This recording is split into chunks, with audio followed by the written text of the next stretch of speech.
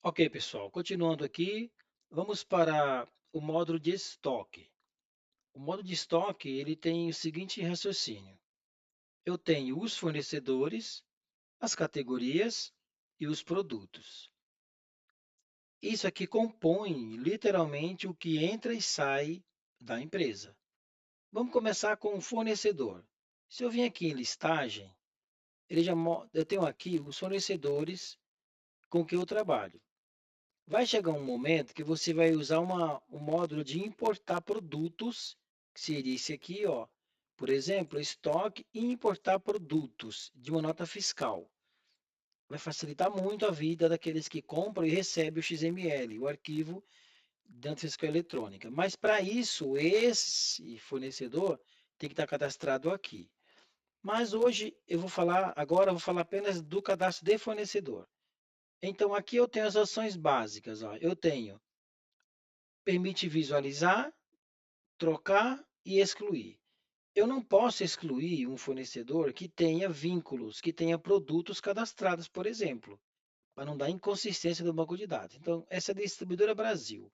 Se eu tentar excluir, ele vai perguntar se eu realmente quero excluir, ele vai falar que não dá, porque ele tem produtos cadastrados com esse fornecedor ou tem algum relacionamento, como por exemplo um endereço cadastrado para esse fornecedor em outra tabela. Então, não dá.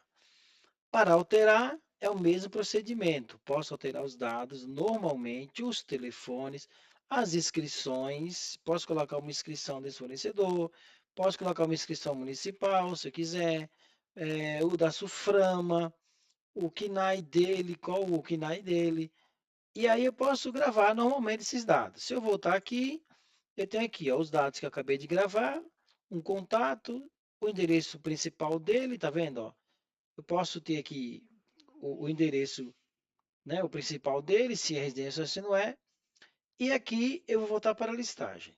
No novo, eu tenho um recurso aqui que é, eu posso cadastrar uma pessoa? Posso.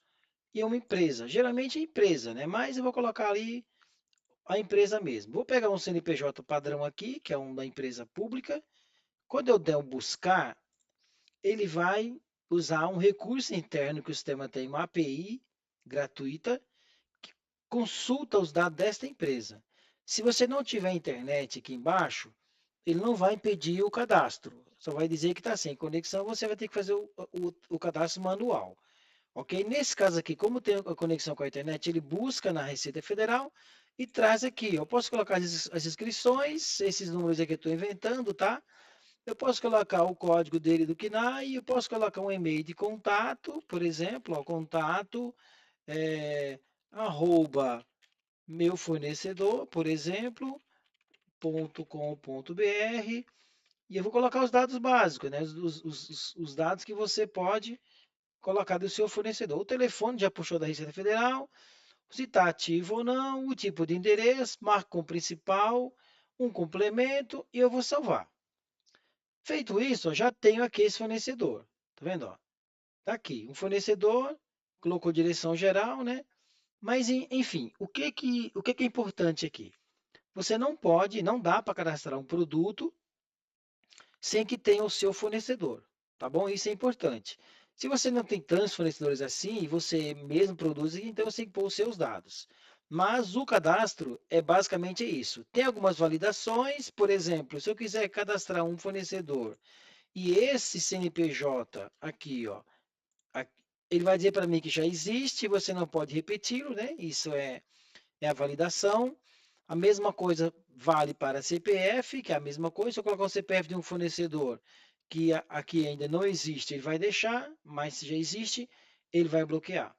E o restante, a regra válida, também eu tenho aqui, ó, eu tenho a validação de um CNPJ, ele vai verificar que esse aqui já é válido, ó, tá? Isso aqui, se for um CNPJ inválido, ele vai dar erro, mas mesmo sendo válido, ele vai falar assim, olha, já tem, você não pode usar esse cadastro. Ok? Basicamente é isso, pessoal. Até mais.